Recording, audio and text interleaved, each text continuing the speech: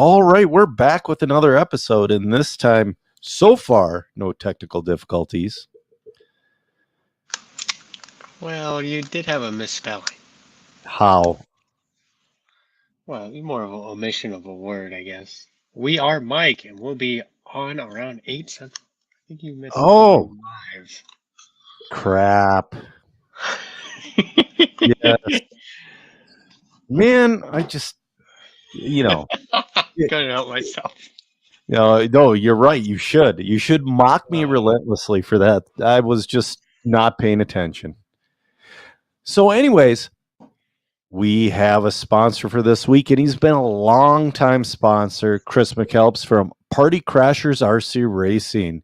He says he brings the fun to you with portable tracks along with RC cars and trucks. He does it all. Community events, park and rec events, city events, county fairs, scouts, churches, graduation, work events, and even private events in his backyard. He did a really cool one lakeside. I wish I had that picture still. And he says, we have track nights at some of your competitive racing tracks around you so you can try racing against other racers. He also does ice racing in the winter and parking lot racing in the summer. We'll get into that in a minute. And we do large 10 scale off road parties and now newly added 110 scale NASCAR style parties. He was at Kansas Speedway less than a month ago. We can arrange RC drifting and crawling. If space is an issue, we can do 128 scale in your garage or basement or even 176 scale on your dining room table. That's Matchbox size. So, but from toddlers to great grandparents, we are passionate about introducing new racers to the hobby and growing the sport. Check out Party Crashers online at partycrashers.com, partycrashersrc.com, or check them out on Facebook and YouTube. Yeah, that was a great time doing the parking lot race. So we'll talk about that in a minute. Let's talk about your race because you're fresh off of a race, and I'm still disappointed. I'm still disappointed from leaving yesterday. in the pits yesterday.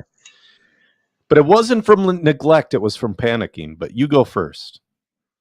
I mean, I've said this for a while now, and it keeps getting brought up like a lot. Yeah, The reason a lot of people lose races or don't do as well as they can is because right. they lose it on the bench. Yes, and I So, was trying not to lose it on the bench the other way. I mean, So maybe we can have we'll have maybe a podcast dedicated to that, or part of one we can talk about like right. mindset and So stuff I'll, like that. you know what? I'll tell you what happened to me. We'll get into yesterday first, but I'll tell you what happened to me. So I was starting to do my pre-main check, and I noticed I had a cracked rear arm, and I went to replace it, and I forgot about checking other things because I was in a What panic to uh, what class? fifth scale.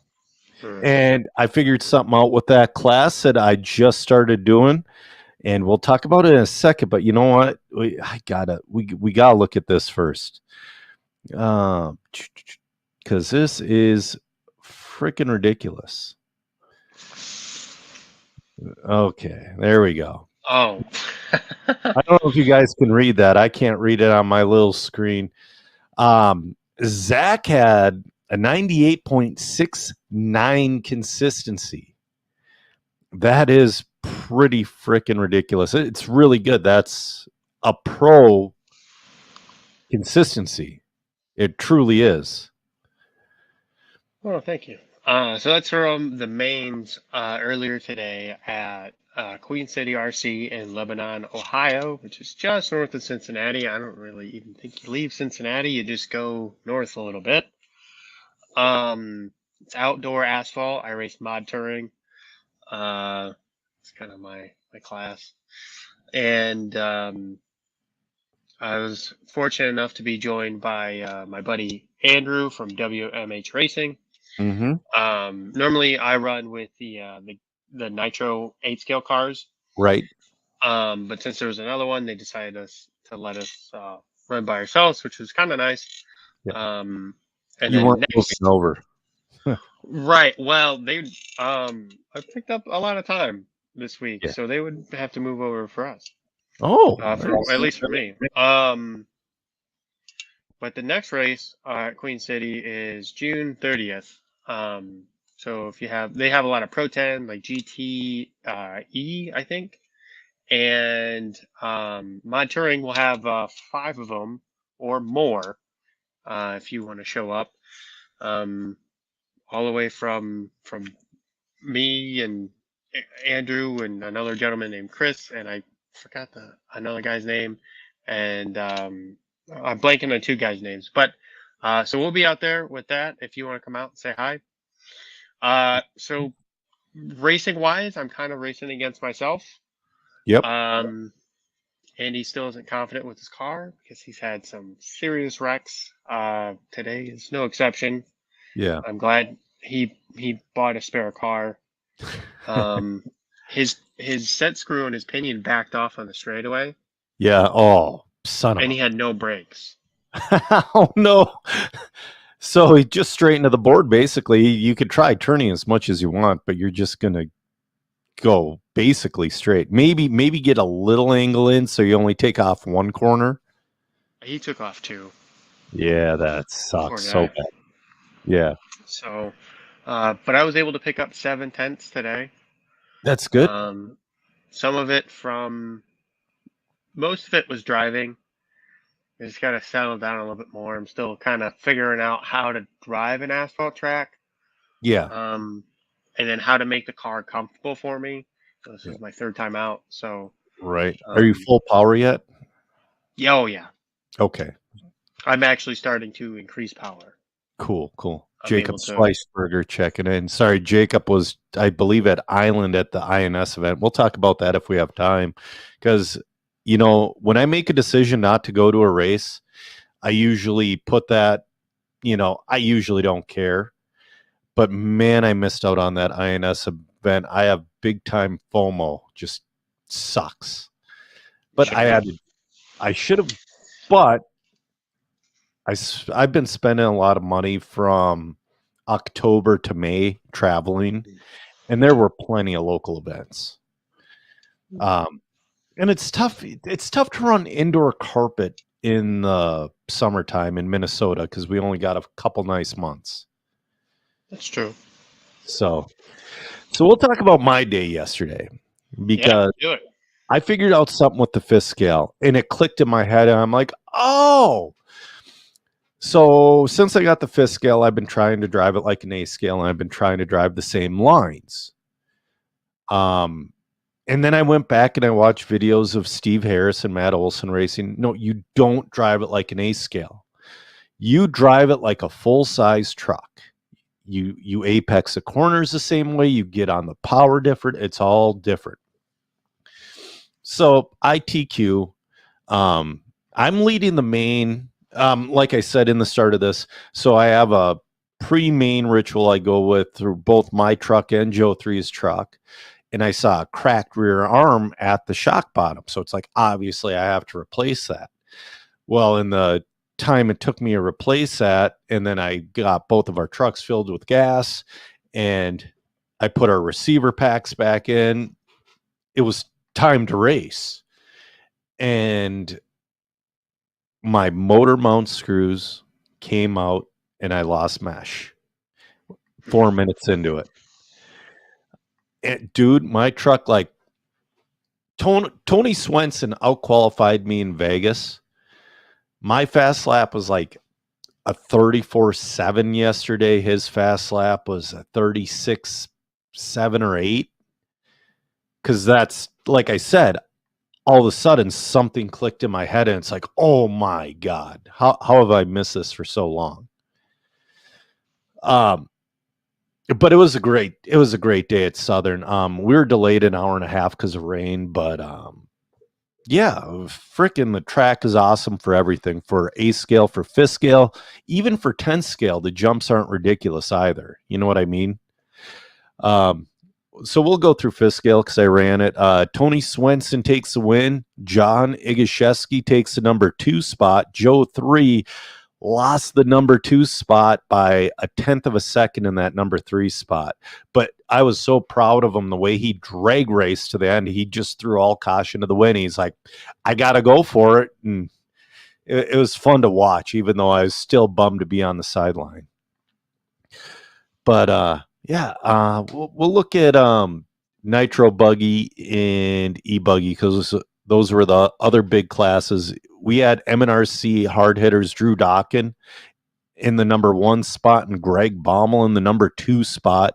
And then Rex Ebel took the number 3. And with E-Buggy, Drew Dawkin wins again. Evan Berg in the 2 and John Kisslinger in the 3.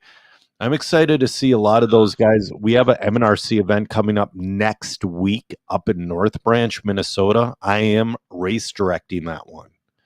So I'm kind of pumped to see a lot of those Southern guys come up, and hopefully it's going to be a good one. We normally get between 135 to 175 for our MNRC events. It's usually pretty good. I think next week's going to be another good one. North Branch is fun, but we'll talk about that because we have a question about that. So we'll talk about that one later. We raced at FTR. Fifth scale, Sean let us run a main. Only 3 fifth scales showed up. I won. Chris Mickelson took second. Joe 3 took third. That was last week. We'll look at Nitro Buggy because that one was pretty fun. Clayton Cartluca won that one, followed by Ben Humphrey in the 2 and Tyler Obart in the 3. Ben and Tyler, it doesn't show it on time, but they were battling pretty good in that main, and they weren't too far off Clayton. Ben and Tyler, the farther they go down the line, they're showing some real speed, and they're still young enough to pick it up more. You know what I mean? They haven't hit that old man wall. Andrew Clark checking in. How's it going, Andrew? So yeah, we raced at FTR, and then no point in going on about it, but last Sunday we did that spec slash racing out in a parking lot, dude. It was a blast. We just ran. It didn't matter. I mean, I had a great time, and we went, spent a little bit of money in the hobby shop. The hobby shop owner gave everybody like $5 off if you spend X amount type deal. Mm-hmm. Yeah, it was a lot of fun. That was at Party Crashers race that we did. And there's going to be another one coming up on the 30th, but we'll talk about that in a bit as well. Mike Garrison's coming on in about 16 minutes. Mike Garrison from Boom Graphics, Live RC alum. He's done a ton of stuff in the sport. So I can't wait to have him on. What else do we have? We have INS at Island. The layout was look at that. The layout was very fast. Did you see any of the videos from this weekend? Oh man. Let's see if I can pull up a JCon video. I don't think we'll get a copyright strike from a Facebook video. Do you? I don't know, man. Blind leading the blind. Yeah, you're asking the wrong guy. Yeah. Are you sleepy, man? I got about 3 hours of sleep last night. My daughter has been teething, and yeah. I drove 4 hours today. Yeah. And I raced. I am ready for a nap. Yeah, dude, that. Oh, come on. Keep scrolling. Sorry, I'm working this. I finally got another monitor to where I can get it. Will that actually. Oh, no, that's just slow-mo. So this is the third or fourth week in a row I've been on like 5 hours of sleep a night or less. Shoot. It's not loading. But the layout was super rad. It was super fast. I'm like, God, I missed it. And it sucks that I missed it. Some interesting results in mod 4-wheel. Yeah. Yeah. Tom Tom Rindernick practices that island very often. And why not? Island, if you're going to race carpet off-road right now, Beachline and Muscatine are the top 2 tracks in the country, in my opinion. PDX is right up there as well. But, dude, Island, the other little things that go along with Island Speedway makes it one of the top facilities in the country, in my opinion. But yeah, Cavalieri, though, coming up with the podium. I'm saying. I like it, but Tom Rindernick in the number 1, Davey Botta in the number 2.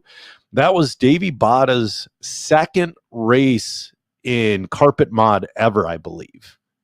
He's been Some racing. People are a lot better on carpet than they are on off-road or clay or dirt.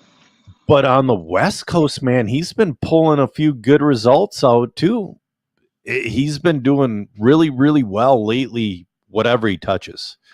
I hope that he becomes, I hope we see a couple guys become one of those top pros to where it's, you know how like 1 week you'll see one pro win a Nitro A main and then the next race they won't even make the main. I'm kind of hoping to see some Mayfield style domination out of these guys. Ungaro domination. I'm hoping to see that in the 10 scale world. I think you're starting to look at that with Tom. I mean, realistically, he's pretty young still. I think he's in his early mid-20s. He's just coming up to that point where Davey's starting to get there too. You know, I don't even think he's 20 yet. No. And so these guys are really entering the prime of their career. Tom's been in the shape in the making for maybe 4 years now. Right. Really coming up and doing good. And each year it seems like he's getting a little bit better. You know, with this new X 6.4 that Tom's been running, seems to be doing pretty good. That X-ray stuff is looking nice, but Davey Botta, he's associated. I mean, you have 3 different manufacturers on the podium. You got X-ray, you have Associated, and you have Schumacher. And, you know, great finish for Cav, too. He needed it, but yeah. I'm surprised he beat out Rivkin and Champlin and Horn. Big names. Well, Champlin TQ'd. I don't know what happened to him. Rivkin was having the first one. Yeah. Well, he must have broke 6 in that A3. That kills you. Yeah. He got 2 first for Tom, so it didn't really matter. Yeah, exactly. But Tom and Davey both doing Davey and Cav doing a great job. And then let's look at let's look at 2 mod because there were pros in that. There were also pros in 17.5, and that created some controversy online. Rinderdeck won 2 mod as well. Brock Champlin in the 2 and Davey Botta in the 3. So 2 podiums for Botta and 2 wins for Rinderdeck. I mean, that. And again, the young kids coming up. And Spencer Rivkin, he's also a young kid. In 2015, when he won the Worlds, he was 15 years old. So Rivkin's only 24. Yeah. Well, I don't think Brock's much older than that. I don't think he's 30. No, Brock. Yeah, Brock's at mid-20s. I mean, it's great. It's great seeing him at least come out to the Midwest as well. Mm-hmm. Yeah. I thought you did sponsor a class. Let's look at the DRC Independent 4-wheel drive buggy A main, because that is sponsored by you. Mm-hmm. Braden Koob takes a win. Memphis Duncan in the 2 and Tucker Mitchell in the 3. Greg Farber in the 4 The reason I bring up Greg, because him and I have had some freaking insane battles at Island. He's a great guy to race with. And local Minnesota guy, Lance Parker, coming home in the 5. So, yeah, dude, it was awesome for them. So, and then I wanted to bring up stock Yeah, because, let's do it. I see some interesting results here. yeah, well, okay, J Concepts put up a video of Fee Long putting up his top seed for stock. Then you have all the gray hair guys like, he shouldn't be running in stock, even though it's expert stock, even though all the top guys in this get paid to run stock. They all get, I'd say the top half. Maybe not Pat No yet. No, but there are people in there that get paid or are 100% sponsored. Yeah, like Holmberg's 100%. Yeah, Kyle Holmberg's 100% sponsored, and he is a Region 7 team manager. Jake Wiggs, dude, that's a great result for him, by the way. 6th place. Jovi Levin? Jovi, I've raced with him at these races before, and I've never talked to him. He's a quiet dude, and he's fast as shit. He's just so fast. But he won it without a win. I'm looking at this. He got a 2, a 5, and a 2. Oh, it's a 3-way battle. Doug L. Yeah. Got a 9, a 3, and a 1. Aaron Mitchell got a 3, a 1, and an 8. It must have been on single fastest finish then, because Jovi had 18.508. Yep. And then Doug had an 18.506. Yeah, I don't know how they do it, but then Fee got a 1, a 7, and a 4 for 5 points, so Fee ended up 4th. But then you look at 5, 6, 7, and 8, all with 9 points, all with tiebreakers there. I mean, it's such a stacked field. You normally don't see Nate Sutherland in the number 7 spot. Nate's the national champion in stock racing. Mm-hmm. Well, so, Tyler Patton, no slouch now that he's joined X-Ray either. I believe he's X-Ray. Yeah, isn't Tyler Patton now Hobbyplex racer? I believe so. I don't know. You don't know. Dude, I've met him quite a few times. I don't know where there is. Yeah, I feel so bad for you because I had 2 kids in the teething, and there's not a damn thing you can do about it, Zach, except for hold them. They're just going to be miserable. They say adults couldn't take that kind of pain. Well, yeah. So what we've been having to do to get any sleep is she'll sleep for about 4 hours by herself, and then you just got to pick her up and hold her, and then so I picked her up at 4 this morning and got maybe an hour of sleep before I had to get up at 6 to get going to the track, and then my wife took over after that, and apparently she slept until 8:30 for her without making a peep. Yeah, it's not how it works for me. Oh man, I accidentally just tried calling Gary. I was trying to look at Mike here. Mike has twins that are very young. I think they're close to newborn. So I'm excited to hear his lack of sleep because I believe his twins are the same age as your daughter. Yeah. Yeah, well, I was texting Mike this week. He's like, dude, if I'm lucky, I got 30 minutes. It's like, yeah, man. Interestingly, Talon Henley rode the struggle bus on carpet. One of these guys that's super fast on clay. Yeah. He's from the Hoosier Hobbyplex. Yes. Qualified 10th, finished 6th in 13.5 expert, and didn't make the show in 17.5 expert. I'm looking at the names in 17.5 expert. all of those guys, there's no like outliers. You know what I mean?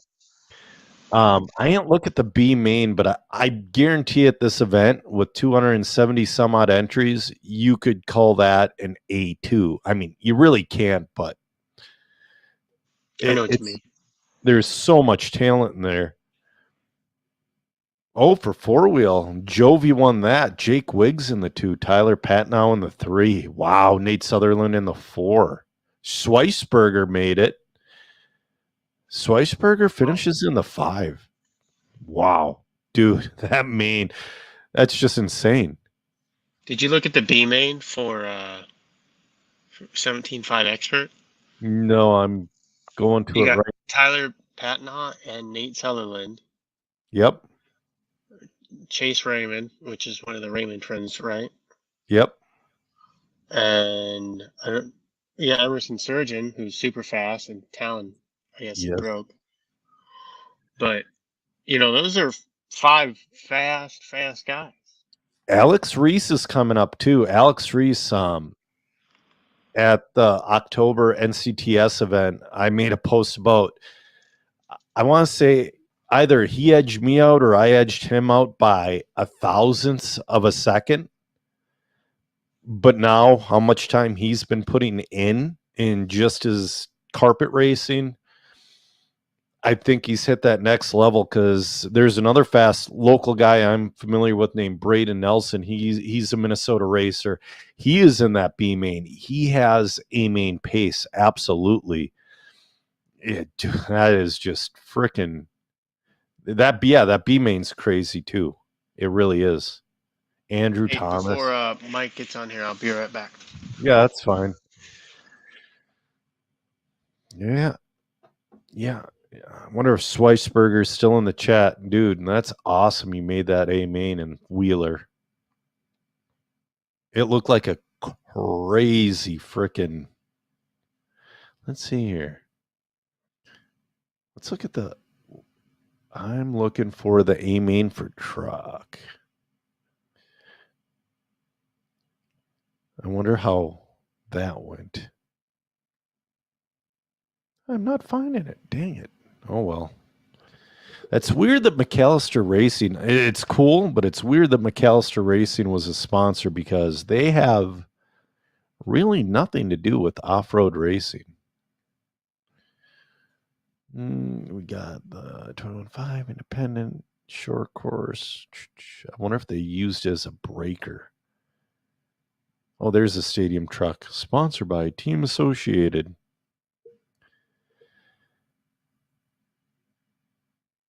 So, Holmberg's a trucker, man. Yeah, I know, Jacob. It was stack competition. So in truck, we had Jovi Levin in the 1, Kyle Holmberg in the 2, Jake Wiggs in the 3, Evan Cook in the 4, Schweisberger in the 5. I mean, that right there. And Jamie Thompson in the 6. That top 6. I don't know anybody else in that main, but that top 6 is crazy. And looks like this Cody. Dude. I thought I had a difficult last name for people to pronounce. Some of these guys are just. I feel bad when I'm race directing and I try to pronounce a guy's name all weekend and I get it wrong every single time. So it looks like Jovi freaking ran away. I wonder what Jovi's got going on his truck. Jacob, did you see Jovi's truck? Because usually with this group, yeah, I could see him winning, but he got a 28.806 and Kyle got a 27.804. Okay, I got you. Man, I'm waiting to see Garrison pop up. Let me remove this. Stop screen. There we go. Come on, Mike. Yeah, and again, if you have a chance to go to Muscatine, Iowa, do so. Yeah. So Jacob, he was 2 tenths faster than Kyle on the fastest lap, but the average lap, there was a half second there. I mean, I get the I don't Jovi. like the average lap though, because you can have like one accident and it Right. messes you up. I go with like the top 10. Yeah, top 10. Well, I was looking at truck, and Jovi 11 won that as well. Local guy Kyle Holmberg in the I two, was and listening. oh, you were? I Yeah, muted dude. It. myself so I can walk around. Oh, that's fine. It's just crazy how Jovi ran away with this group of guys. But, and again, we go to consistency. Jovi had a 98.9 to Kyle's 95.7. So, That's a big difference. That's huge difference. Yeah, you gotta have to win these big races, like Yeah, against these pros, you need a 97 minimum. Minimum. right. Right. Oh, we got Mike Garrison coming in. Hold on. Let's add him to the stage. Mike Garrison, how are you doing? Hey guys, I'm doing good. How about you? I'm doing fairly well. Have you met my co-host Zach Donathan of DRC Racing? So we have not met in person, but he has supported a lot of our races that we put on in the past, and huge appreciation for that, for sure. Yeah. You're welcome, Oh, Mike. yeah, that's awesome. Got a So, professional setup over there. Well, actually, the funny part about it is, I don't know where this came from. I just found it in the garage. And I was like, maybe I need a mic for this, and then I just happened to look down. And there was this, and then the headphones are halfway working, so I can hear you in one ear but not the other ear. So they're just all for looks. It's all for looks. That's all I'm going for. Okay. yeah, man. So I assumed you'd have your podcast equipment because you used to have a motocross podcast. I haven't looked lately. Is that still going? Okay, so technically, my lifelong friend, I'm in the garage. Can you see these flies attacking me right now? They're coming Dude, in I hot. can. They're Yeah. coming in hot. You got to get a. Oh, they're fun. Yeah. Okay, so that was a lifelong friend of mine that actually started that podcast. So I was just a guest. I knew nothing of the workings of it. I just showed up and he handed me a microphone. We just talked about motocross. Gotcha. And then here recently, I tried to do a called the RCT podcast, and one of our local racers, but I have no clue what I'm doing whatsoever. So like half of it was published, half of it wasn't. We had no idea what we were going to talk about. So it was 30 minutes of just, trying to make equipment work and cutting in and out and all that kind of stuff. So I've been doing this for years now, years and years and years. We actually started this podcast in 2011 with a whole different setup, a whole different thing. And last episode, what was that? About 20 minutes of me trying to figure out why your audio wasn't working, Zach. And it was because I hooked up this monitor, and this monitor, all the sound was trying to be fed through that monitor for some reason. So, Technology is great sometimes. Yeah. Oh, Theodore checking in. Yeah, man. So what have you been up to lately in the racing? Because I see you do your race in January at Fastlane. Yep. And then, I mean, we see stuff from you here and there. Are you racing side by side still, or you have you have a set of twins? I do. So the side-by-side racing around here, I was doing that for a little bit. And then that kind of, the racing around here kind of died out. We're 4-ish hours from Mid-America, which is a phenomenal place to race side-by-sides. Yep. But the amount of money that you got to put into a machine to be competitive at that level, I was just, I am, whether it's an RC car, a lawnmower, a side-by-side, doesn't matter. I'm going to break it. And so it's a lot cheaper to break an RC car than it is a side-by-side. Yeah. So I did that for a little bit and then have tried to kind of, get back to the RC track as much as possible. But like you mentioned, with new twin girls, they'll be 8 months next week. Oh. And they are keeping me, they're keeping both me and Brittany both super busy. And I love it. I love every minute of it. But haven't got to the track quite as much as I'd like to. But trying to do the once a month point series thing, that kind of thing. I've got an 8 scale that I've been building for. An 8 scale should, roughly what, 6-8 hours maybe to build an 8 scale from start to finish, depending on how. I've had it sitting here for, I don't know, 3.5 months maybe, and I dabble a little bit every 30 minutes or so, and then got to go feed a kid a bottle or something like that. So eventually I'll have it done. Yeah, you forget about it.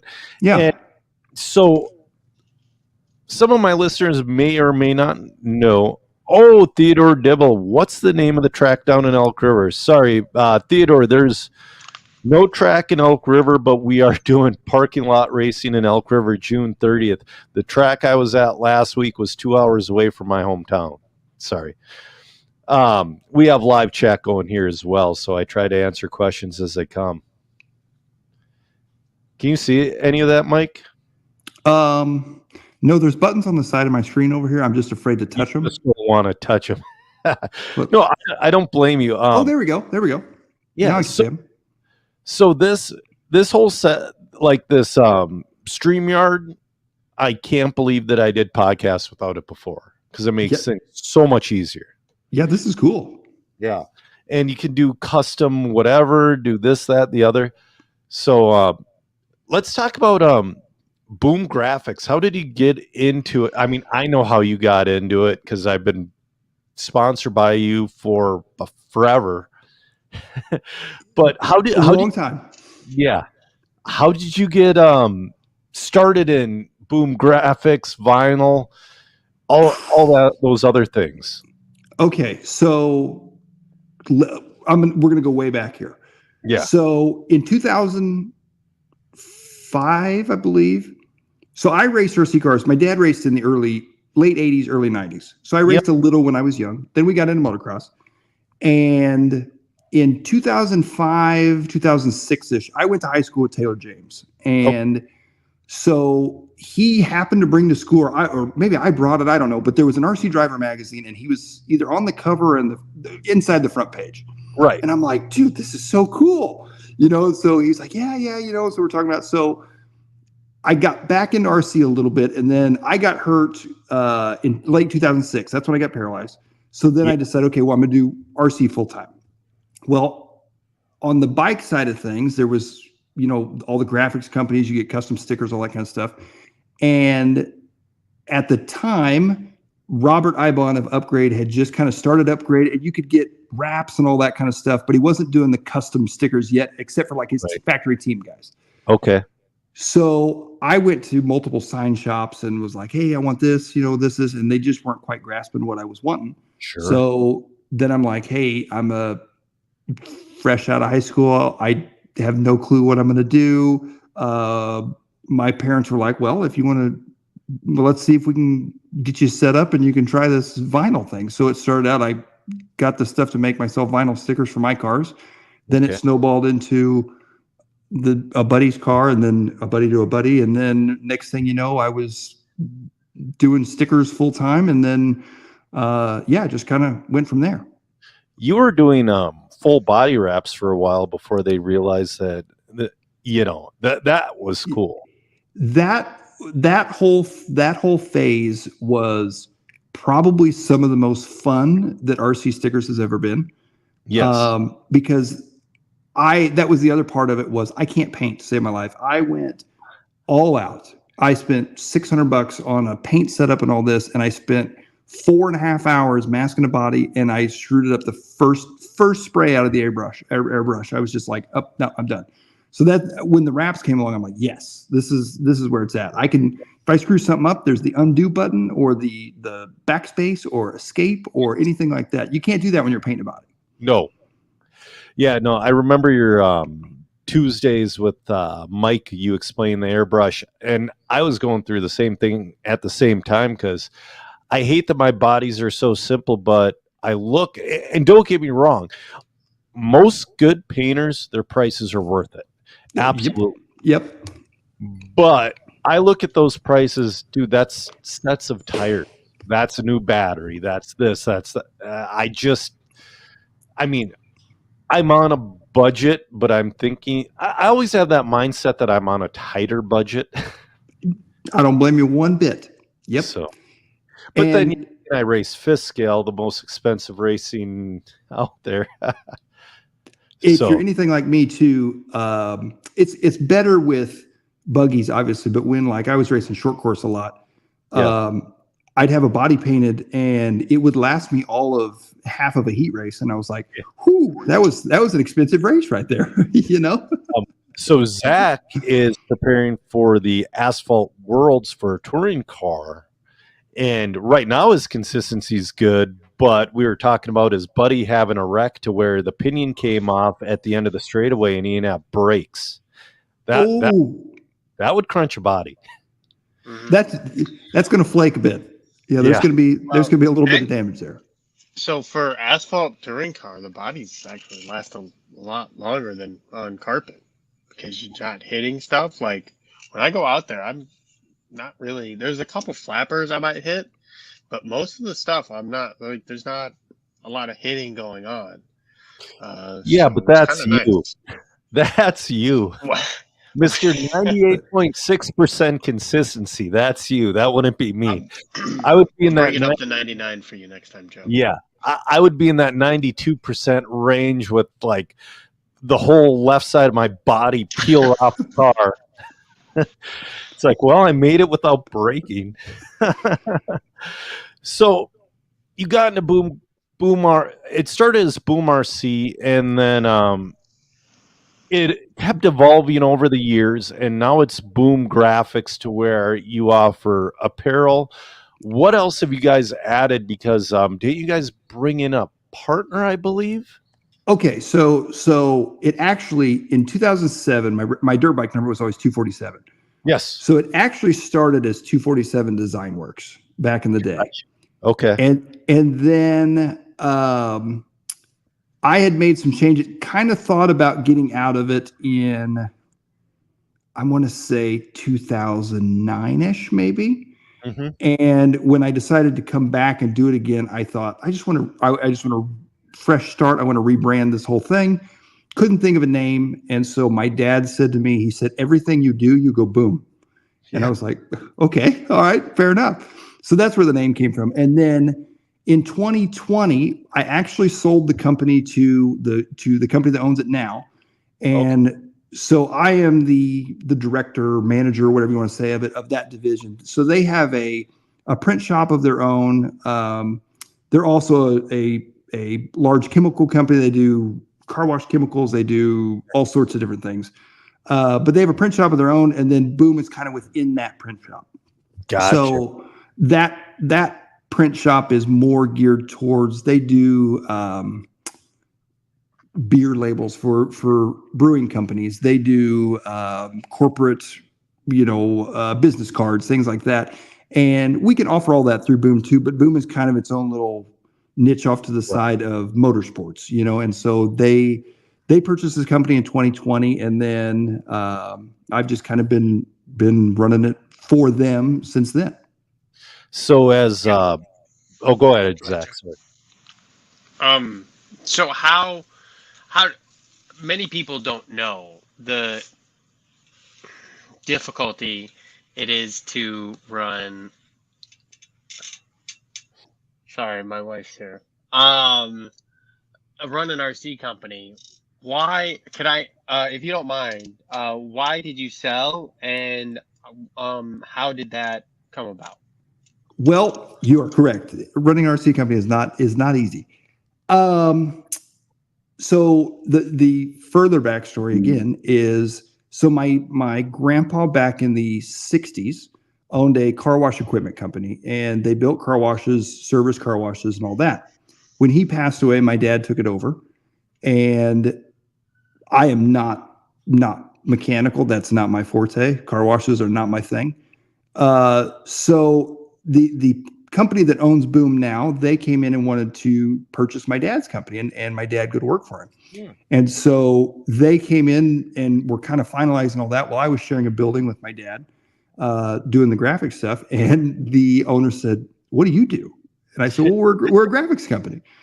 And it's really, I said, "Yeah." And he said, "Well, we've got a print shop that we're trying to kind of get going and all that as well." And he said, "Oh, cool." And then it kind of started as, initial thought was maybe we'll close Boom and go just work for them. And then it was, well, we might be interested in bringing Boom on, that kind of thing. And at that time, that was kind of when Brittany and I first started kind of deciding, hey, do we want to have kids? How soon do we want to do this, that kind of thing. And it was it was kind of a security thing. Boom was at the point we needed to either hire more employees and take that leap, or this option came along to kind of safely go this direction. And that was the direction that we went with it. And I don't think it's any secret. I mean, anybody that builds a company or whatever and decides to sell a company and things like that, there's always pros and cons. There's always pros and cons. And even today, there's parts of it that I'm like, man, I miss. I want that feeling of knowing I'm growing something and that kind of thing, and it's your own. And then there's also parts of it that you're like, man, I'm glad I don't have to worry about that anymore. So that's kind of how it all came about and kind of how it all went down. But there must be other parts to where it's like, if I still own this, I would really prefer to make this shot, and they're not letting me do it. And Sure. Absolutely. And there's, and the owner and I are close enough. I mean, we butt heads from time to time, for sure. No doubt about it. But there's ideas and stuff that they'll throw out that I would have never thought of. And I'm like, I think this is a terrible idea, but we do it and it works. And then there's also other times that, it goes the other way. Or like you say, there's things that I'm like, I really don't want to try this. And there's still things in the back of my mind that I think we should try this, but they're like, yeah. And like you say, I mean, that can be frustrating at times. So it's a tough call. It's a tough call. It really is. It is. Yeah. Gary's wondering, is that company called CleanRight? No, that is not CleanRight. It is actually, so they have multiple divisions, but they are, it's CK Enterprises that actually owns all of it. But it's, sorry to interrupt, but is that CK as in Zach Rogers, CK Wallets as well? Or no, that's CX. CX, yes. I apologize.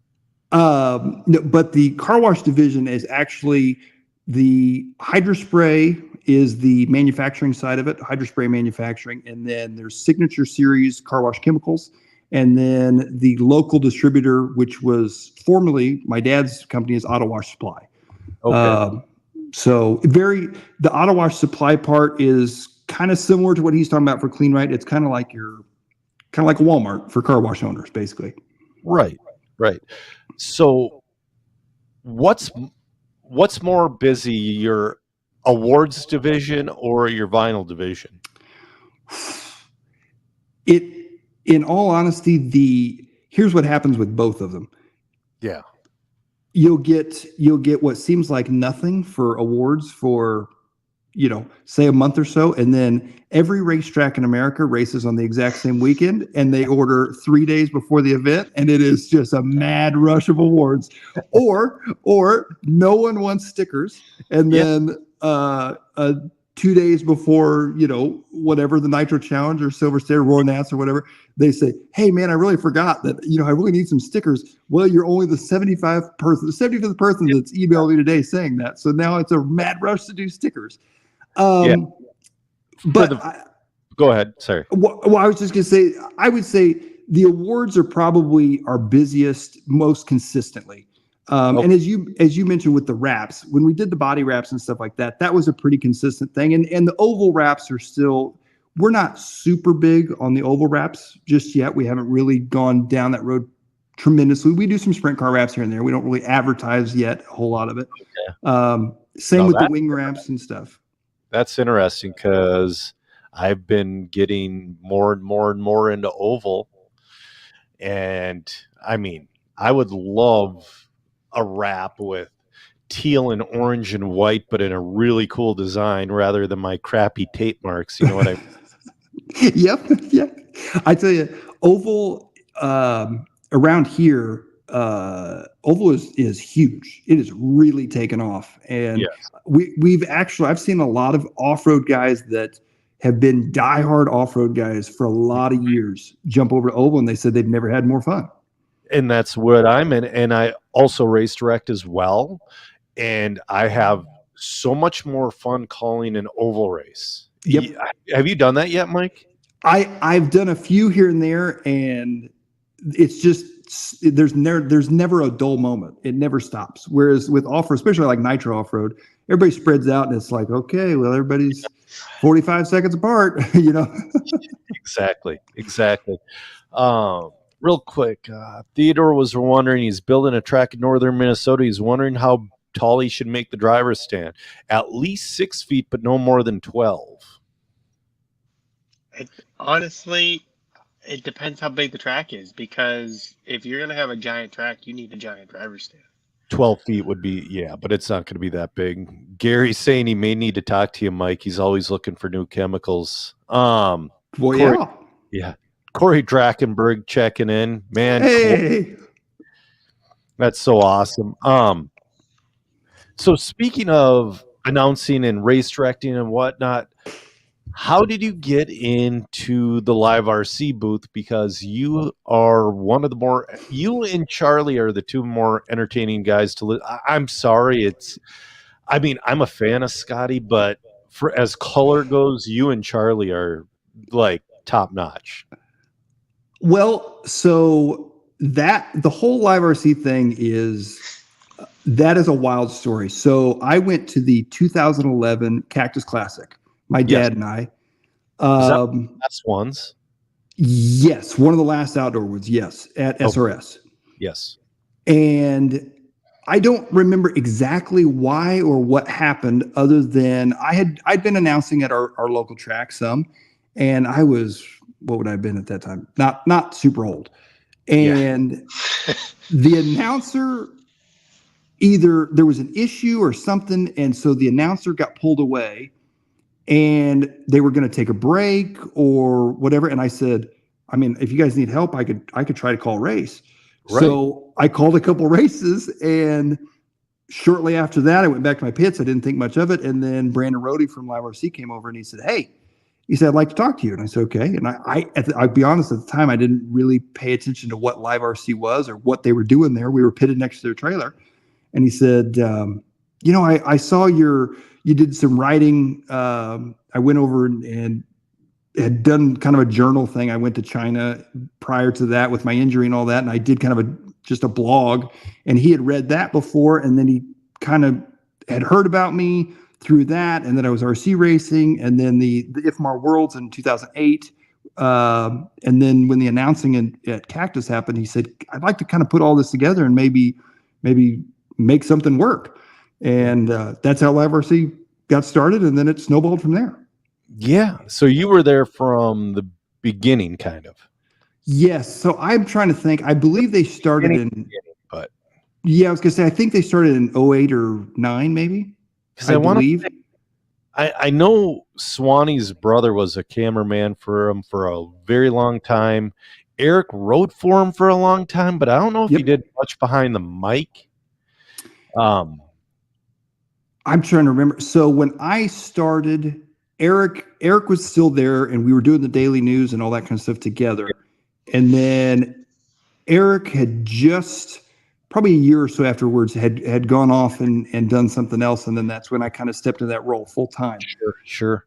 But yeah, it was wild. That's for sure. Eric used to do this podcast with me all the time in the early days, and I miss doing it with him. He has not picked up an RC car in years. You know, the frustrating part about him is he's one of those guys, though. I feel like if he did pick it up, he'd still be just as fast as he was. Oh, yeah, but he would get just as frustrated, too. Yeah, well, that's true. Corey's saying 2008 was a school project for Brandon. The Worlds that year was their first broadcast. Wow. I did not know that. You know, it doesn't feel like that long ago. It just feels like yesterday when they all went to Thailand, and then you think about that was 2010. That's wild. Was it Thailand they went to, the 2010 World? Yeah. It's crazy. And I'm really happy with what Brandon does and Live RC does, but it almost seems like they're missing that article, that commentary side that they used to have with like you and Waldron and Swanson. So I oh, go ahead. With you. Oh, I was just going to say, I'm not going to lie that I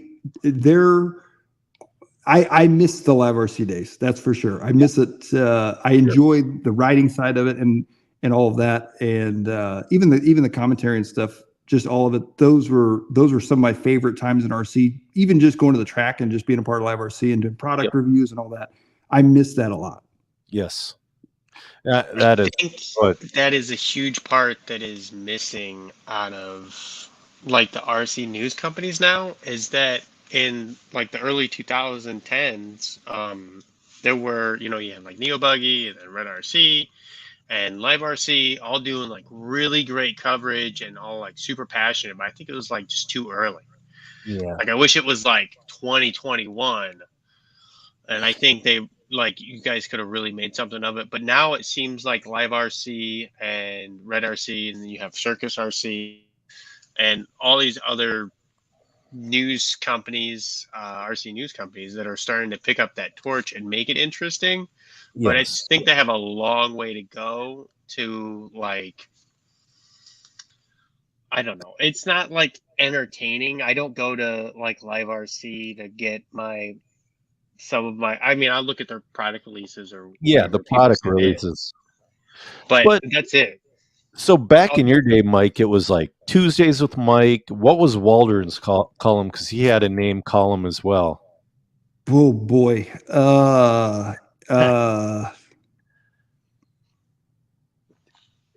Hang on. It's good. It'll come to me. I can't think of the name of it off the top of my head. I know I can't either, but I used to read it. And then somebody recently did, I want to say it was Tyler. I always get Hooks and Jones mixed up.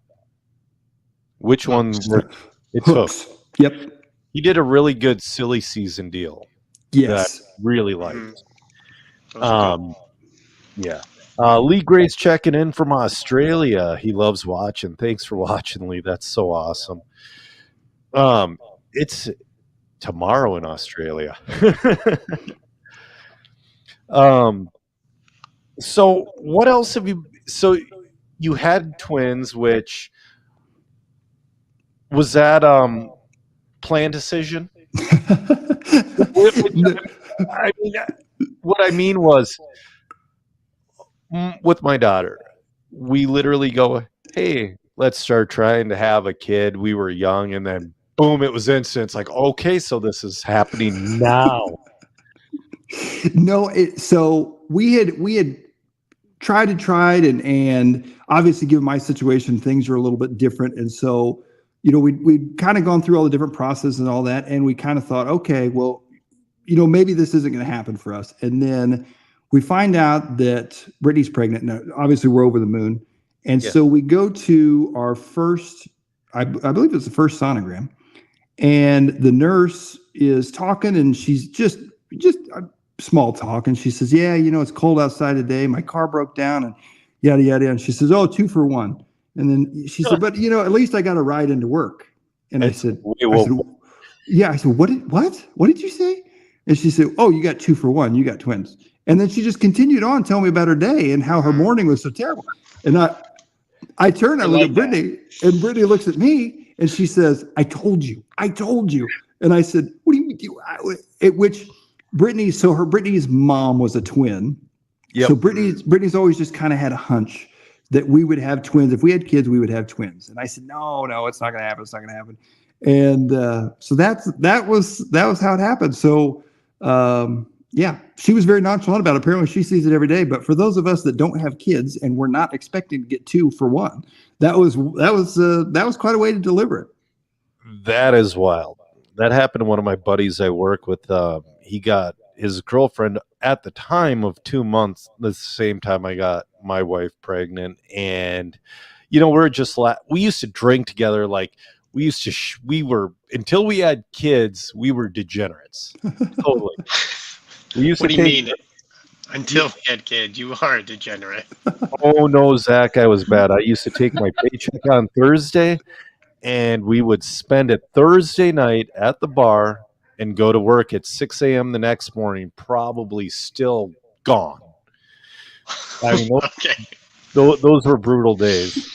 But we were joking sitting at the bar. It's like, I'm just joking with him. I'm like, you're probably having twins. He's like, shut up. That'll never happen. No shit, he has twins. And he's 11 years older than me. So I'm trying to do the math. He was almost 40 by the time he had those kids. I'm like, oh my God. I'm glad I had my daughter when I was like 26 or 7 and my son when I was close to 30. So it's like, I'm not a young parent, but I'm still young enough to keep up with them and have fun and do all the good stuff. When I went here's something that you're going to experience because you're 30, Mike. Oh, I'm 36. Oh, you're 36. Yep. So you're not one of those older parents, but you're one of those middle parents. I'm on that verge. I could go either way depending on the situation. So when I went to kindergarten orientation with my daughter, I was floored. These parents were the same age as I had really young parents. Like my mom's 20 years older than me. They were the same age as my parents, or they were teenagers. Mm-hmm. There was no in between. It's like that kid could be my kid and she has a kid. Yep. And then that could be my parent over there. It was just wild. So I know you already started thinking about racing for the twins, haven't you? My dad, before we knew that we had twins, so in the very short span that we told my parents that she was pregnant and to the time that we said we had twins, we showed up at their house one night for dinner, and sitting out front was already a PW50. And my dad said, "I don't care if it's a boy or a girl. I got a dirt bike." I said, "Okay, that'll work." So we have one dirt bike. Now we got to get another one if we have two that want to ride a dirt bike. Right. And yeah, I've already been researching what the bright. Well, as you can see, I'm wearing a pink shirt because we went to a birthday party today, so I had to match with the girls. Yes. So I've been researching how we can dye, wheels pink, how we can paint wings pink. I want the whole thing. I'm sure they're going to want pink. So, yeah. So hydro dipping is a good solution. There we go. Vinyl works good too. Yeah. You might know a guy. Yeah, you might. So I wanted to get my son a PW50 when he was really little. He's 12 now. He's way too big for a PW50. But I went to a local snowmobile swap meet. They have dirt bikes. They have lots of junk. I bought a 3-wheeler there for $150 and a case of beer and rode it home. Whoa, you can't beat that. No, that was early 2000s, but it was fun. Dude, I had to get rid of that thing because I realized why they outlawed 3-wheelers. They give you this false they give you this false sense of confidence and whap. But I went to that and it's like no matter the condition of the PW50, it could be like all the plastic off and it's rusting. That would be maybe $1,000. One in like riding condition, no matter what year, is like $1,500. If you wanted the training wheels, that was an extra couple hundred. Yep. So it was. They do hold their value, is what I learned with them. And the crazy part is, they're. I honestly don't know this for a fact, but I believe that a 1990 or 91 PW50 is the exact same as a 2024, other than the appearance and color plastic. Yeah, I think they did that with the Kitty Cat as well. Arctic-Cat. Yep. They did that with the snowmobile as well. I think but for years and years and years is exactly the same. Yep. And dude, that's a great business model. Make the exact same parts and the living hell out of it. Can you imagine if we did that in RC? We'd still be driving like B2s, B3s. You know what, Mike? That wouldn't be terrible. That wouldn't be terrible. I'm not going to lie. A couple weeks ago, or last week, my son and I did a parking lot race, which I haven't really done since the night. I did one last year, but I haven't really done it since the 90s. And that used to be a big part of summer racing in Minnesota, was parking lot racing. It didn't matter how good you were, you had a parking lot car. So I'm like, well, I think my son needs to experience this as well. So I got us a couple slashes and we went out and had the time of our lives. And the slashes, I looked it over. I bought a first gen slash when they first came out in 2008. They're basically the same. They fixed the rear bumper problem and they have a brushless system in it. Other than that, they're exactly the same. That's wild. It is. Yeah. But Lynn checked it in. He said three-wheelers were the most fun you could have. Yeah, three-wheelers were fun. Have you brought your kids to the track yet, Mike? So yes, we went to, Fastlane Raceway is our local track. And we went to the indoor track to start. And we have, although they're twins, they are two very different personalities. So one is already climbing over the wall, trying to watch the cars. The other one, just at the sight and sound of a electric four-wheel drive buggy, was in tears. But we got past that. So then about a week ago while we were there, I wasn't running 8-scale, but there were some guys running 8-scale. So I thought, well, hey, let's take them to the outdoor track, see what they could, do kind of just from a distance with the 8-scale buggies. And to my surprise, they were all about it. They were watching it and all this. And then when the guy walked by that had it, it was still running and he had it on the starter box and he walked by and I thought, oh, that's close. They're going to start screaming or crying or whatever. One started laughing and the other one looked at me like, what the hell is that, Dad? So that's awesome. We may be in luck. We'll see. Yeah. I haven't raced at Fastlane since that was a paved on-road track out front. Yeah. Okay, so that's where the off-road 8-scale off-road track is now. I used to run Heart of America races there. I used to run 8-scale. I used to run 8-scale on-road there. It used to be a traveling series. Yep. Last year is put on hold. The Lincoln track went away, and they're raising money to make another track. I think they got like $150,000 raised or something like that. And Eric Jones is trying to make it happen. So hopefully Heart of America continues because they are the oldest series in America. They started in 1971. Wow. I'm just glad I was able to race for a few years. So you both have extremely young children Mike, are yours teething yet? Actually, it's funny you should mention that. I can hear one screaming right now. Yes, they are. So Zach's teething as well. Yeah, I have a 9-month-old daughter. She just turned 9 on this. Okay. Yeah, so she also loves RC cars. She loves watching them go around the track. And now she doesn't want to sleep. So it's great. Last night I got like maybe 5, I don't know, 3, 5. It's all the same. It doesn't matter. I didn't get a lot of sleep. Yeah. So you guys are going to have to go soon. So I was thinking about getting into question. Yeah, I mean, usually Zach is more energetic. We usually talk a little bit about jiu-jitsu. I was going to bring up the fact today I almost tapped out because I was so exhausted, but Zach's just like, don't talk to me about exhaustion. Yeah. So we've been talking about this because we are the podcast sponsor for this race. Midwest Nationals coming up July 13th and 14th.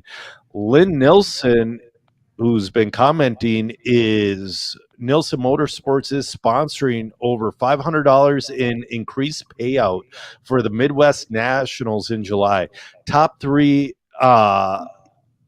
each of intermediate 40 plus e-buggy, 40 plus SCT, and mini truggy will now race for added bonus cash in all 3 classes. Bring your fastest setups because there will also be a $25 bonus for each of the 3 intermediate classes for fastest lap of the weekend. I am offering 2 long tow awards of $50 each to the 2 drivers who travel the furthest to race at the Midwest Nationals. he said, CL in Aberdeen, dude, if I don't get a gig, I'll be there. That's going to be a fun one. Now, I have a question. Yeah.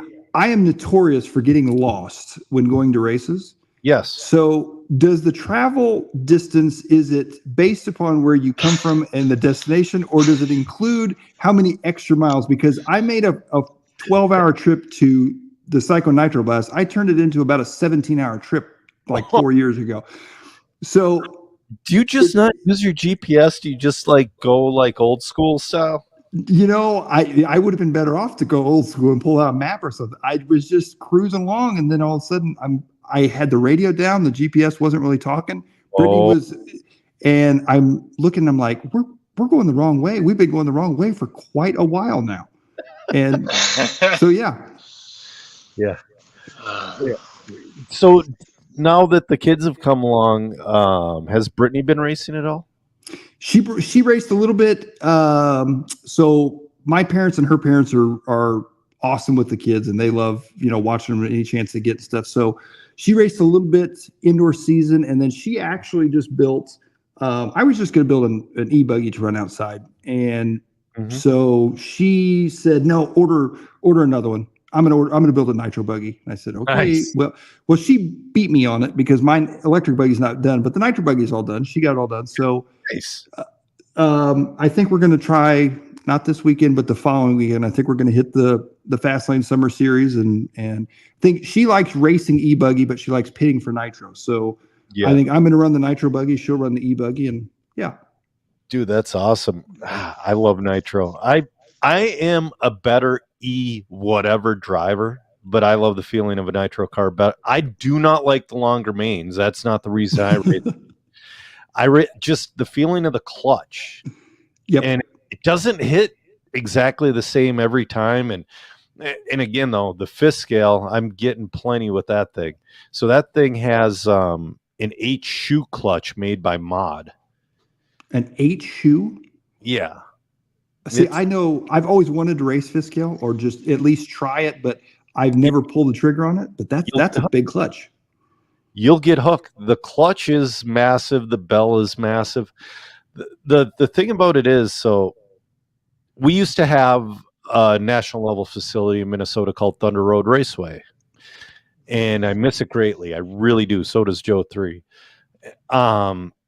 And they had a big outdoor AstroTurf class, and they're like, well, we're starting this 5T spec class. Well, I ignored it the first year. I'm like, this is just dumb. And the second year, my buddy Chris Mickelson, I'm like, Chris, can I take that for a lap? He's like, yeah, sure. I took it for one lap, hooked. I went and got one the next day. And then, so I raced it spec for a while, and then the spring after, I'm like, I want to go to Silver State with it. So then, I bought the $850 mod motor, the $250 pipe. But the thing is, if you treat it well, it'll last a long time. It's a 2-stroke motor. You learn how to work on them in high school. Well, we learned how to work on them in high school. I don't think they teach that anymore. So it is just a basic that thing has more horsepower than a lot of go-karts. Like my mod motor pulls 10 horsepower. Wow. Where the stock pulls like 3.3. But you know what? It just rattles things apart. A good example was yesterday I was frantically changing an A-arm, so I didn't check my motor mount screws, and they fell out halfway through the race, and I lost mesh. But my son, his truck was just as fast as mine, and he's got a stock motor, and he's cruising. So, yeah, wow. I got my son one because the year after, when Thunder Road closed, people were selling their stuff for cheap, and I picked him one up for $700. Hey, you can't beat that. That's cheaper than a new 8-scale. Yeah, because a new 5T, unfortunately, is $1,600, and a lot of that crap you're going to throw away in the box. Like the stock servos, you throw them away immediately. They're junk. And then the pipe and the clutch, you're fine with the stock motor, but you throw away the pipe and the clutch, you throw them away immediately. Pat Boyd was wondering about a preview of round 2 at M&RC at Loose Nuts Raceway. So, Pat, I don't know if you've ever been to Loose Nuts. I know these two guys haven't because they're not local guys. It's a clay track that if the sun shines, man, it will brick up. Bring your harder compounds. And it's one of those fields. So the track owner is Tim and Tony Sletton. Tony's a really good guy, really fast guy. So Tim's a good guy, but he retired from racing long, long ago. But like for buggy, I really love the J Concepts rehab. Tony hates it, but loves the detox. And, you know, but get one of those and get yourself a reflex and you'll be okay. Let's see, what else do we got? Oh, we got one more question about the M&RC parking lot races. Lee says Zach needs a coffee. Zach, at some point, caffeine doesn't do anything. Yeah, that was forever ago. So Zach, have you been to the point as a parent, and you too, Mike, to where you didn't sleep the night before and it's noon and you pound a coffee or an energy drink and you're still just as sleepy, but your hands are shaking like a crackhead? Yes. Yeah, it was. Oh, man, that's a brutal part of parenting, but you know what? It ends soon, and then you forget about it. And It's all worth it. Mike, you already have too, but for Zach, that's when when right about that time you forget about it. That's when because then you know what? Right after teething, they're going to be just standing up and start walking a little bit and fall on their butt, and then they're going to start talking a little bit. Then they're going to start eating what you eat, and you're like, "Oh, this is so rad! This is just a mini me." You forget about the teething, and then here comes another one. You're missing the stage of where they eat everything that's within reach, because I'm pretty sure I've already lost Eclipse and all sorts of different things to my one daughter that she'll grab anything off the workbench she can find. My daughter almost choked to death on a piece of dog food. Oh, that's my worst nightmare. That is my worst nightmare. She grabbed, I don't know if I wasn't home. I was out. I was close, but the wife called me frantically saying she's fine, but oh my God, come home. And I came home, but she like either fisted, like grabbed a bunch of dog food, or she might have had pockets in the outfit. Beth put her down for a nap and she popped the dog food in her mouth. And luckily she did it right away. And Beth heard her go, ah, ah. I'm like, holy. And that kid's a genius. That's the most fucked up thing. She finished the freshman year, all AP classes, A average, 26 in her class, all kinds of awards. She lettered in tech for theater. And then I see all that and I think about her choking on dog food. You know. I'm sure she loves this story, Joe. You know what? That might be one of the stories I've never told her, to be honest with you. I might be saving that for her graduation or her wedding. I'm not sure yet. That's a good wedding story. It is. Yeah, she's got a lot of stories that I'm saving them. I want to tell her. Write them down. Oh no, dude! You remember? There's shit you never forget, and you never will. So, yeah, but Gary was like, talk about the Minnesota RC parking lot races. We had a sponsor at the top of the show, Mike, Party Crashers, and he's a local company that he brings a whole rig to like community centers and stuff like that, and he lets like young kids try like Slashes, Bandits, what that's cool. Yeah. And then, but you can also have a private event, hire him, have a private event. He had this awesome like setup, and there's this beautiful lake in the background and all that other stuff. But this year he decided to have a regular racing series for parking lot races. And I'm trying. I'm the biggest Traxxas hater, not of track. I like what they do for the hobby. I dislike how litigious they are. So that's the reason I'm a big Traxxas hater. But like I said, I bought my son an ice slashes, and I'm trying so hard not to get a rally car because they have a rally car class too. Oof. They're so cool. And I'm like, Joe, that money can be used for other things. An 8-shoe clutch. Use that big podcast money. Big podcast. Yeah. Man, one year this podcast made enough to where I had to claim it on my taxes. I've been longing for that year. It's been a bit, but yeah, no, we're getting ads, and I was going to use my announcing money from it this weekend, but I have a sprint car I got to buy because I'm going to try to make it to the Chili Bowl this year. Ooh. Have you thought about that one, Mike? So I've been to the Chili Bowl twice, never to race. Oh, okay. One year was for Live RC, and one year was there was a year in there where I tried to kind of do my own news deal called Inside Line RC.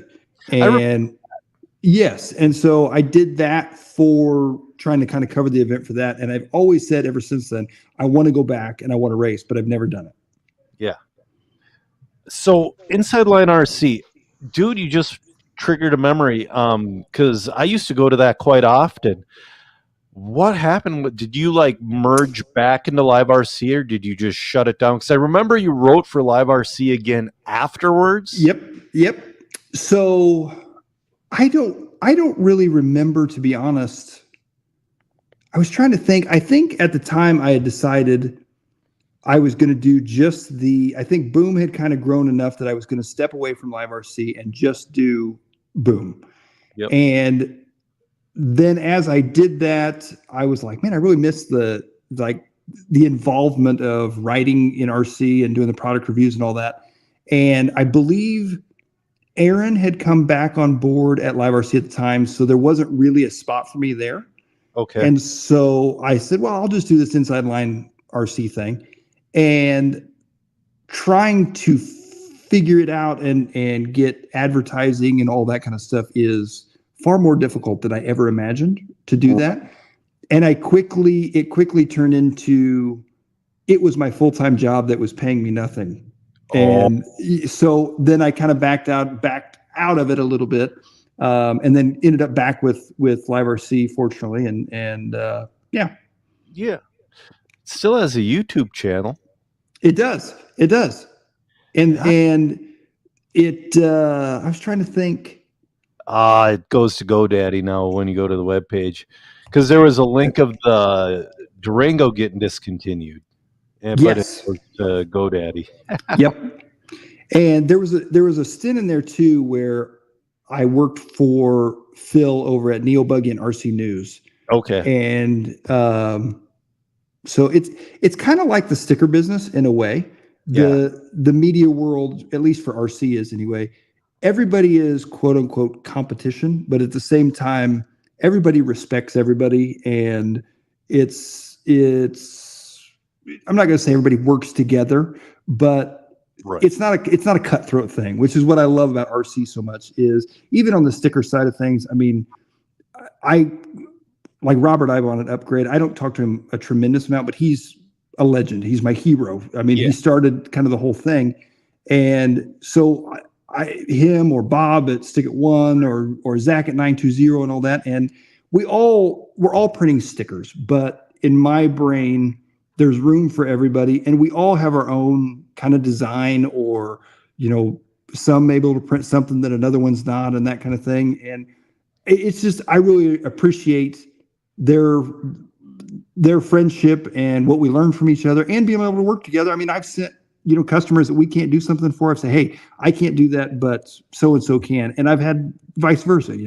Those guys will do the same. They'll say, we can't do that, but Mike at Boom can. So And I think that's unique in RC because you step out of RC and print shops aren't doing that outside of RC cars. I think it's an RC thing. So Well, I think that's really cool. I quote and sell metal stampings. Okay.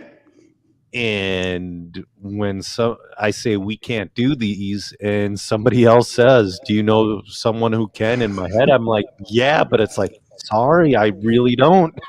Yep, exactly. Because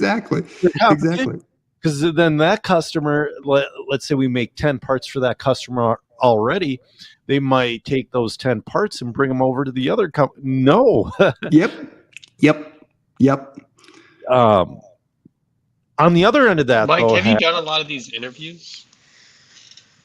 I'm sorry, you cut out there. You haven't done a lot of what? Have you done a lot of these interviews before? As far as like on a podcast? Just any in general. No, I've been on the opposite side with like Live RC.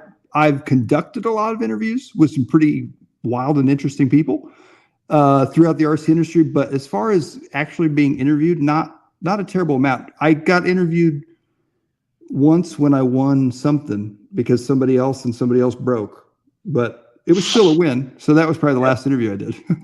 Yes. Who was your favorite person to interview?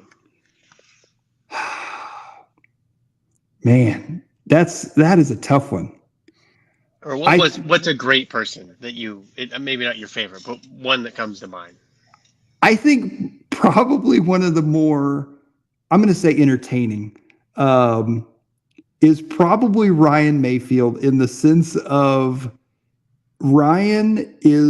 he just tells it how it is. And whether it's right or wrong, or maybe should be said, maybe shouldn't be said, he's an honest guy, man. And he's, if you know motocross at all, I compare him to Bob Hanna. He's the Bob Hanna of RC.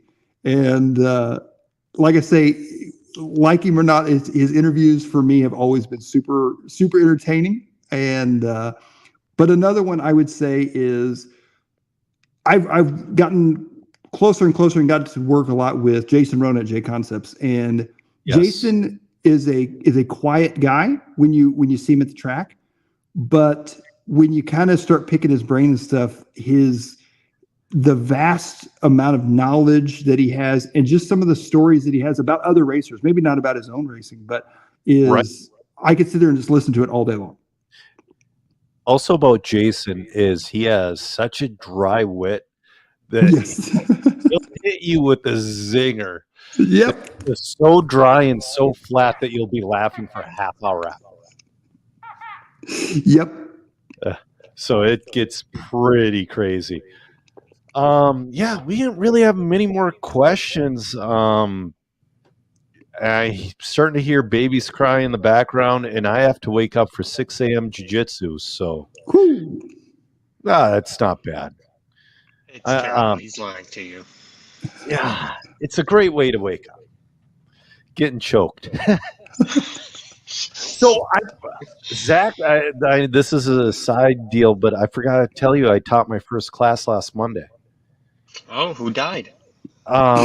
Yeah, pretty close. The coach is like, Joe. The coach sent me a text. He's like, Joe, I cannot make it in. I'm sicker than a dog. He's like, can you teach stuff basically off of side control? And this was at 5:30. I'm like, yeah, of course. And then in my mind, I'm like, crap. What am I going to do? And then I started building off of a sequence. Like I did a rope pass to side control to Americana. And then I look at the clock and it's 6:50. And it's like, well, I better teach a side control escape or otherwise it's like you start going and then it's like, holy crap, I want more time. It was a blast. So anyway, sorry, Mike. Got to add jiu-jitsu in, especially because my MMA podcast, I think, is dead. All those guys, trying to get those guys together, it hasn't been working out lately. So anyway. Sounds to me like you need to get them all together for a parking lot race with some slashes, reconnect, and then you'll be good. So I've tried, and in private, they're like, "Oh, dude, that's all so cool." But on the RC podcast, I'm like, "Well, I traveled here for racing." They're just like, "Oh, RC is so fucking dumb." I'm like, "You get hit in the head." That's why they think it's dumb. They don't have any Yeah. brain cells left. Yeah, no, it's one of the co-hosts is a world-class Muay Thai kickboxer, and he's an up-and-coming MMA fighter. And it's just, yeah, he likes to give me shit, but anyway. All right, guys. So, Mike, I really thank you for coming on. I've been trying to get you on for a Absolutely. while. And we've both been so busy that, I mean, the last time I tried to get you on, I had a different co-host. Yeah. So, all right. With us has been Mike Garrison and Zach Donathan. I'm Joe Zeri Jr., and we have ran out of talent. Have a great night, guys. See you guys.